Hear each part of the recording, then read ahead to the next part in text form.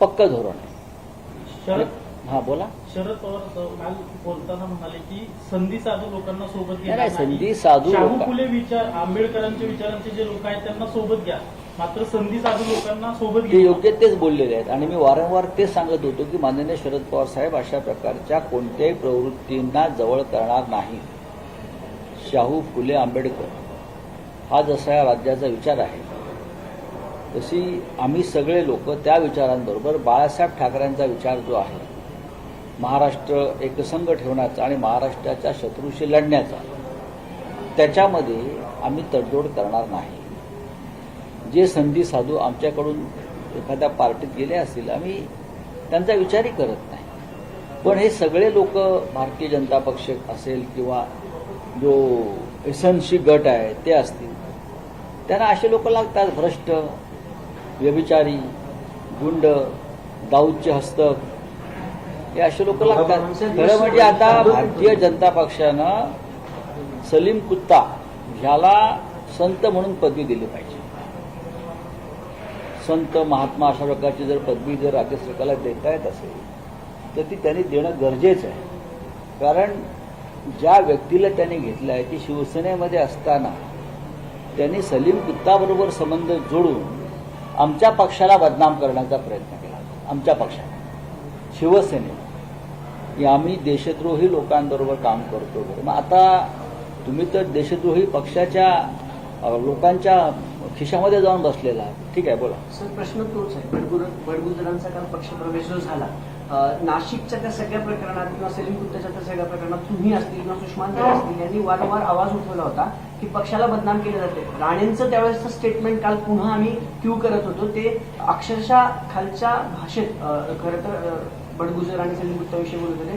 काल त्यांनी त्यांचं विधान बदललं, बावनकुळेंनी काल विधान बदललं, रवींद्र चव्हाणांनी विधान बदललं. हे सगळे पलटूराम आहे.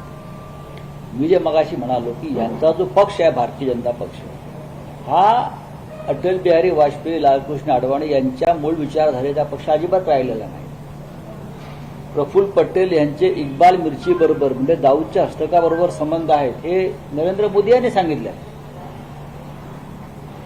अशोक चव्हाण यांनी संरक्षण खात्याच्या जमिनी लाटल्या आणि देशाच्या सैनिकांशी गद्दारी केली हे नरेंद्र मोदींनी सांगितलेलं आहे. काय हे नरेंद्र मोदी यांनी श्वेतपत्रिका काढली आहे. त्यानंतर हे आता काय सलीम कुत्ता प्रकरण आलंय हे भाजपने काढलंय. एसआयटी लावली देवेंद्र फडणवीसांनी. एसआयटी काय झालं त्या एसआयटीचं? का सलीम कुत्ताला तुम्ही तुमच्या पक्षामध्ये घेतलाय तुरुंगातून आणून? चंद्रशेखर बावनकुळेंनी किंवा त्यांचे जे कार्याध्यक्ष आहेत रवींद्र चव्हाण, फडणवीस यांच्याबरोबर सलीम कुत्ता काल वर्षा बंगल्यावर बिर्याणी खायला बसला होता का? घरामध्ये त्यांच्या बिर्याणी आली सलीम कुत्ताच्या घरातून आणि सगळे पार्टीला बसले आणि त्यांनी सलीम कुत्ताची माफी मागितली का? लोकांच्या मनातल्या शंका आहे. खरं तर आरोप सिद्ध करायचा प्रत्येक वेळेस भाजपचा एक असतो की जर आमच्याकडे आले तर त्यांच्यावर आरोप सिद्ध नाही झाले, त्यांची चौकशी चालू आहे, मात्र त्यांना घेतलं जातं प्रत्येक जणाला पक्षामध्ये आणि नंतर काय बकवास पक्ष आहे. ढोंगी आणि भ्रष्ट लोकांचा हा पक्ष आहे. या पक्षाइतका देशद्रोही पक्ष या देशाच्या इतिहासात झाला नाही.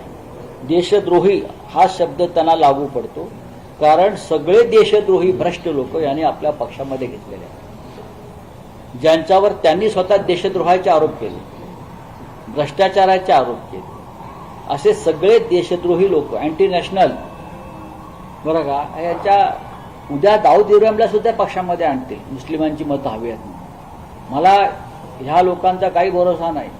पाकिस्तान बरोबर काहीतरी डील करतील आणि दाऊद इब्राहिम, छोटा शकील, टायगर बेवन यांना भाजपा आपल्या पक्षात घ्यायला मागे पुढे पाहणार नाही. हे सगळं सत्तेसाठी सुरू आहे. आता स्थानिक स्वराज्य संस्था निवडणूक सत्तेसाठी कशाला? ही फार लहान गोष्ट आहे.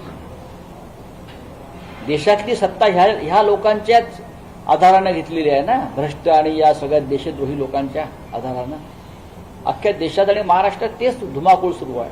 मुख्यमंत्र्यांना लाज वाटली पाहिजे राज्याच्या मुख्यमंत्र्यांना. तुम्ही राष्ट्रवादाच्या गप्पा मारता, तुम्ही आरएसएसचे लोक आहात ना. मोहनराव भागवतांनी याच्यावरती भाष्य केलं पाहिजे. तुम्ही आरएसएसचं संचलनाला जाता ना, हातात तिरंगा नसतो तुमच्या का ते आता कळला. तुमच्या हातात आणि तुमच्या घरावर तिरंगा का लागला नाही हे आता आम्हाला हळूहळू या पिढीला कळायला लागेल. सर, हिंदी भाषेच्या सक्तीचा विषय आहे. खरं तर हिंदी सक्ती नाही असं म्हणतायत, पण तिसरी भाषा तुम्हाला हिंदीत शिकावी लागणार आहे असं एक सरकारचं म्हणणं आहे. पहिलीपासून तुम्हाला जी तिसरी भाषा, मराठी सक्ती पहिली ते पाचवी. बघा, या संदर्भामध्ये मला वाटतं आज राज ठाकरेंची पत्रकार परिषद त्या विषयावरती असावी. तर हा विषय जसा आम्ही घेतो तसा तेही प्रामुख्याने घेतात. तुमची भूमिका काय? तुमची भूमिका काय? स्थानिक स्वराज्य निवडणुकांसाठी मेगा प्लॅन तयार केला आणि भारतीय जनता पार्टीने स्थानिक स्वराज्य संस्थांच्या निवडणुकांसाठी मेगा प्लॅन हो, तयार तर केला सलीम कुत्ता प्रचाराला आणतायत ना. आणि महाविकास आघाडीतले जे नाराज नेते आहेत त्यांचा आता पक्षप्रवेश करून घेणार आहेत. करू द्या, महाराष्ट्रभर. करू द्या. हा पक्ष असा भंगार गोळा करूनच मोठा झाला. आमच्यातले